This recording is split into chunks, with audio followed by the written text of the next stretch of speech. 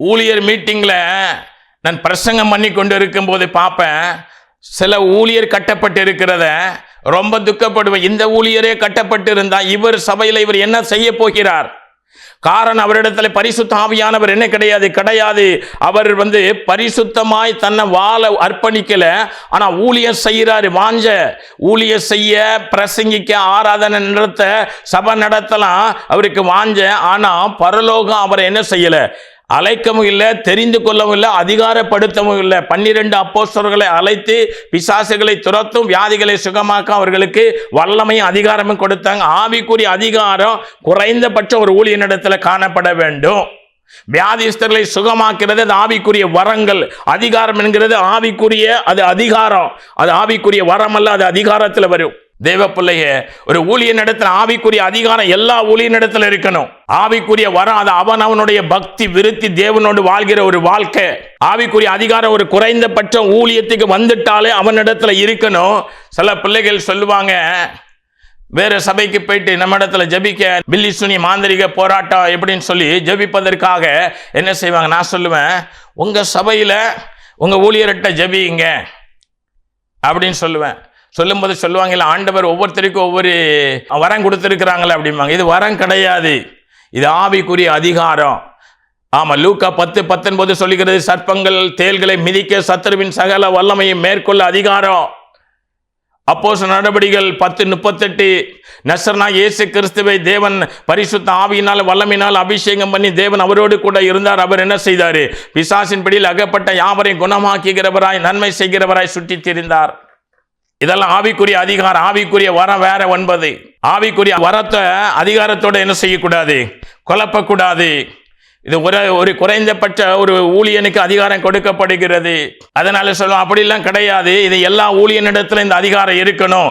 பரலோகம் அந்த ஊழியனை அழைத்திருந்தால், அவரை தெரிந்திருந்தால், அவரை கட்டாயமாக அதிகாரப்படுத்தி தான் ஊழியத்துக்கு கொண்டு வருவாங்களே ஒழிய, அதிகாரப்படுத்தாம எந்த ஒரு தெரிந்து கொள்ளப்பட்ட ஊழியனும் இருக்க மாட்டாங்க. பரலோகம் தெரிந்து கொள்ளப்படுகிற வேளையில் அந்த மனுஷனை பரலோகம் அதிகாரப்படுத்தி விடும். பில்லி சுனிய மாந்திரிகம் பிசாசின் கட்டுகளிலிருந்து குறைந்தபட்ச விடுதலையை கொடுப்பதற்காக, அந்த பிசாசு பில்லி சுனிய மாந்திரிகத்தினால வரக்கூடிய வியாதிகள் பலவீனங்களை சுகமாக்குவதற்காக. அது மாத்திரமல்ல, இன்னொரு சகோதரன் தன்னுடைய படிக்கிற பிள்ளையை கூட்டிட்டு வந்தான். தன் மனைவியும் பிள்ளையை, நான் ஸ்கேன் எடுக்க போறேன், வயிற்று வலி அப்படின்னு ஜபிக்க கையை வைத்த விழுந்தது. போறாங்க ஒரு சபை, ஒன்றும் கிடையாது, அங்க பெரிய சபை, அங்க ஊழியனும் கிடையாது. ஊழியன் என்று சொல்வதற்கு இல்லை. சும்மா என்னது ஆராதனை நடத்தி பாடி என்னது கொட்டை கிட்ட அடிச்சு கீபோர்டு போட்டு லைட்டு கிட்ட போட்டு தண்ணியை ஊற்றி ஜனங்கள் என்னது வெண்ணியா மாற்றி விட்டுக்கிட்டு இருக்கிற பகுதியில் இருக்கிறது. ஆனா ஜெபிப்பதற்கு என்னது, விடுதலைக்காக வர்றது. கட்டுல இருந்து ஆண்டவர் விடுதலை கொடுத்தாங்க, போய் எடுத்தாங்க, ஒன்றும் கிடையாது. அதுக்கப்புறம் ஒரே போக்கம், அவ்வளவுதான். விடுதலைக்கு ஒரு சபை, ஞானஸ்நானம் எடுக்கிறதுக்கு இன்னொரு சபை, ஆராதனைக்கு இன்னொரு சபை. நான் தேவன் எங்க மனுஷன் மேல இல்லையோ அதை நான் சபை என்று சொல்வதே கிடையாது. அது என்ன அப்படின்னா, அது ஒரு கூட்டம், அவ்வளவுதான். அது சபை என்று சொல்வதற்கல்ல. சபைக்கு என்ன அதிகாரம் இருக்குன்னு இன்னைக்கு அநேகருக்கு தெரியல. மத்தேயு 16:18 சொல்லுகிறது. என்ன சொல்லுகிறது அப்படின்னா, பாதாளத்தின் வாசல் அதை என்ன செய்யாதான், மேற்கொள்ளாது. பூமியில நீ எதை கட்டுகிறாயோ அதை கட்டப்படும், இந்த பூமியில கட்டவிழ்க்கிறாயோ அதை பரலோகத்தினால கட்டவிழ்க்கப்படும். இதெல்லாம் ஒரு ஊழியனுக்கு தேவன் கொடுக்கிற குறைந்தபட்ச ஒரு ஊழியன் என்கிற ஒரு சான்று. இந்த கட்டு பிசாசை துரத்துகிறதுலையும் பில்லி சுனி மாந்திரிகத்திலிருந்து ஜனங்களை விடுதலை ஆக்குறதுல இந்த பகுதியை ஆண்டவர் கொடுத்து தான் ஒரு ஊழியனை குறைந்தபட்ச ஊழியன்கிறத அடையாளம் காட்டுகிறாங்க. இது இல்லாத எந்த ஒரு ஊழியன் நல்லா நான் ஆராதனை நடத்துவேன், நல்லா பாடுவேன், நல்லா பாட்டு எழுதுவேன், இன்னைக்கு பிரபலம் அப்படின்னு சொல்லலாம். நீ என்ன பழமா இரு, நீ ஞான பழமா இரு, இல்லை பிரபலமா இரு, இல்லை பப்பாளி பழமா இரு, ஆனா அது அழிவி ஒன்றும் இல்லாமல் போயிருமே ஒழிய.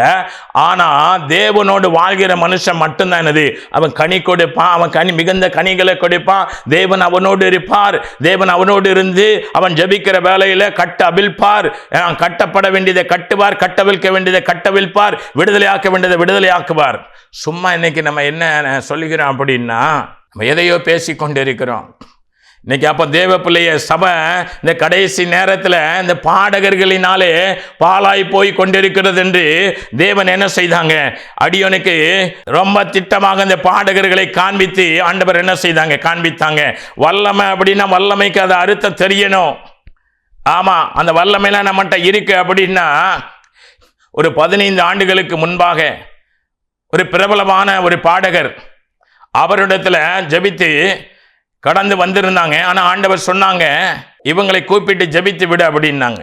எல்லா ஜபங்கள் முடிஞ்சு எல்லாரும் போனதுக்கு அப்புறம் அவங்கள்ட்ட சொல்லியிருந்தேன், நீங்கள் நெல்லுங்க, உங்களுக்கு ஜபிக்க வேண்டும் என்று. எல்லாரும் போனதுக்கப்புறம் அவங்க மேலே கையை தான் வைத்தேன். என் மனைவி இருந்தா, அவ்வளோதான். கையை வைக்க தொப்புன்னு விழுந்தாங்க. நான் கேட்டேன், நீங்கள் சபையில் ஜபிக்கலையா? ஆமாம், இந்த பாடகர் ஜபித்தாரு, இந்த பாடகர் ஜபித்தாரு, இந்த பிரபலங்கள்லாம் வந்திருந்தாங்க, ஜபித்தாங்க. அப்போ ஒன்றுமே தெரியலையா? ஒரு வாரத்துக்கு முன்பாக ஒன்றுமே தெரியலையா? இல்லை. இங்கே கையை வைக்க ஆண்டவர் சொன்னாங்க, கூப்பிட்டு ஜபித்து விடு. கையை வைக்க விழுந்தது. அப்போ என்ன அப்படின்னா, இது 15 வருடத்துக்கு முன்பாக பார்த்தது. அதே பகுதியில் அதே பாடகனிடத்தில் போய்விட்டு இப்போ ஒரு 2 வருடத்துக்கு முன்பாக நல்ல படித்த வசதியான குடும்பத்தில் உள்ளவர்கள் தான் அவங்களும் போனாங்க. போய் அதாவது அநேக பிரச்சனை போராட்டம், அதாவது தூங்க முடியாத ஒரு பகுதியில் காணப்பட்டது. அங்கே யாரோ கூட்டிகிட்டு போனாங்க. ஒரு பிரபலமானவர் ஒருவர் வருகிறார் என்று அங்கே ஜெபித்து 1/2 மணி நேரம், இவங்க கொஞ்சம் வசதியானவர்கள்னால தான் எல்லாரும் நேரம் வாங்கி கொடுத்துருவாங்க இல்லையா? வேற ஒரு பகுதியில் மார்க்கத்தில் இருக்கிறவங்க வச்சுக்கிறீங்களேன். கூப்பிட்டு போனாங்க, ஜெபித்தாங்க 1/2 மணி நேரம், பாட்டை பாடுனாங்க, ஜெபித்தாங்க, அப்படி இப்படின்னு சொன்னாங்க, அவ்வளவுதான். ஆனால் அவங்களுக்கு ஒன்றும் சுகமும் கிடையாது, ஒன்றும் கிடையாது. அதே பகுதி தான். வீட்டில் பணம் இருந்து சமாதானம் சந்தோஷம் ஒன்றும் இல்லை, ஒரே குழப்பம். மருத்துவரோட என்னது ஃபோனில் டோக்கனை போட்டு இது பண்ணி போய் ஒரு பிரயோஜனம் இல்லை. அப்புறம் ஒருத்தங்க சொல்லி வந்தாங்க, போய் பார்த்த பொழுது கட்டப்பட்டு இருக்கிறீங்க, நான் இன்னைக்கு வேறு ஊழியங்கள் இருக்குது, நாளைக்கு நான் வருகிறேன், அவ்வளவுதான். போய் உட்கார ஆட ஆரம்பித்தது.